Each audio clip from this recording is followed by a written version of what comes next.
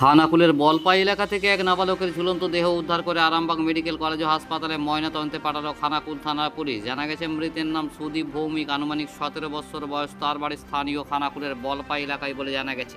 পরিবার সূত্রে জানা যায় গতকাল অর্থাৎ বৃহস্পতিবার রাতে পরিবারের লোকজনের সাথে ওই নাবালক খাওয়া দাওয়া সেরে বাড়ির মধ্যে ঘুমাতে গিয়েছিলেন। সকাল হয়ে গেলেও বাড়ি থেকে না বেরিয়ে আসায় পরিবারের লোকজন বাড়ির মধ্যে গিয়ে ওই নাবালককে ঝুলন্ত অবস্থায় দেখেন।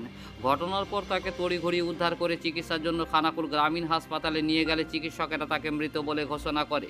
ঘটনার খবর পুলিশকে জানালে পুলিশ দেহ উদ্ধার করে আরামবাগ মেডিকেল কলেজ ও হাসপাতালে ময়নাতদন্তে পাঠায় বলে জানা যায়। যদিও কিসের কারণে এই ঘটনা ঘটে তা মৃতের পরিবারের লোকজন অনুমান করতে পারছেন না বলে জানা যায়। যদিও ঘটনাটি কী ঘটেছে খতিয়ে দেখছে খানাকুল থানার পুলিশ। ঘটনা প্রসঙ্গে এদিন মৃতের পিতা স্বপন ভৌমিক কী বললেন বিস্তারিত শোনাবো।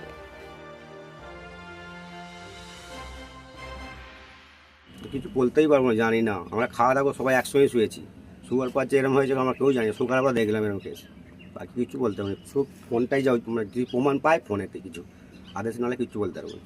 কিছু কারণ জানি না। আমি সকাল সন্ধ্যে কাজে রাজমিস্ত্রির কাজে ব্যস্ত থাকি এবং কাল রাত 10টা বন্ধে আমার হিসাব নিয়ে বসেছিল বাড়িতে।